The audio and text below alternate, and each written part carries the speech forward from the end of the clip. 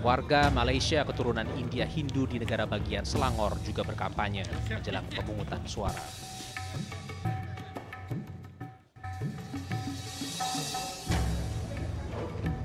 Pushpanila adalah istri dari salah satu aktivis organisasi India Hindu, Hindraf, yang ditahan polisi atas tuduhan mengorganisir unjuk rasa akhir tahun lalu.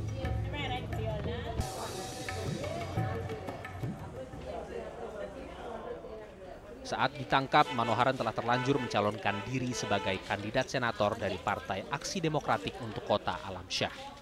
Karena itu Pushpanila mewakili suaminya sebagai kandidat senator kota Alam Shah. He's in there because of his struggle. He struggle for the community. Not only, irregardless lah. He's not doing things just for Indians. He also fight for the Malays. Sebagai seorang peguam, dia ada buat banyak kes. Bukan saja orang India. Kebanyakannya orang Melayu. 25 November lalu, sekitar 30.000 warga etnis Hindia berunjuk rasa di Kuala Lumpur. Mereka menuntut kesamaan hak antar etnis. 100 orang lebih sempat ditangkap. Walaupun mereka kemudian dibebaskan, 3 minggu kemudian 5 orang pemimpin Hindraf ditangkap. Manoharan adalah salah satunya. Mereka ditahan di bawah Undang-Undang Keselamatan Negara atau ISA. Undang-undang itu memungkinkan penahanan seseorang tanpa dakwaan, bantuan hukum, atau sidang pengadilan selama 60 hari. Namun, masa tahanan bisa diperpanjang hingga 2 tahun lebih. Yeah, they came to the house to stop telling him don't attend, jangan pergi ke rally. So they know there's going to be a rally? Yes, they know. So mereka tampal di semua tempat untuk court order. Don't attend the rally. But your husband Yes, came to the he rally went. anyway. He went to the rally. Because he was the voice for the people.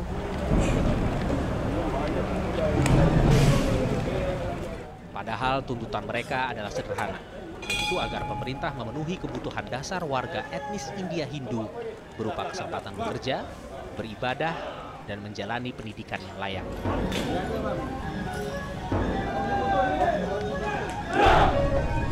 Pembelajaran bahasa ibunda, sekolah-sekolah Tamil. Dulu sebelum ini ada lebih kurang 1.000 sekolah, tinggal 500. Dalam 500 sekolah, hampir 200 sekolah kalau macam kandang lembu, kandang kambing. Kalau ditolak boleh roboh. Kita dalam mengatakan sebagai negara yang sudah membangun dan sebagainya, tapi masih ada wujud masalah ini. Sekolah khusus Tamil berkurang jauh sejak 50 tahun lalu. Dari 888 sekolah kini tinggal 523 buah. Dari jumlah itu, sekolah dengan bantuan penuh dari pemerintah hanya sebanyak 161 sekolah. Sisanya, bantuan pemerintah hanya diberikan sebagian.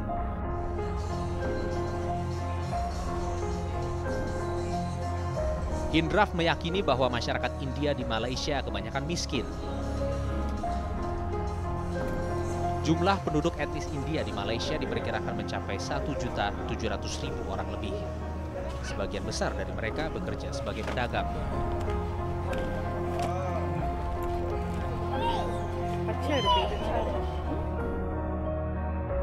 Menurut data Hindraf, sekitar 50% bekerja sebagai buruh dengan upah rendah.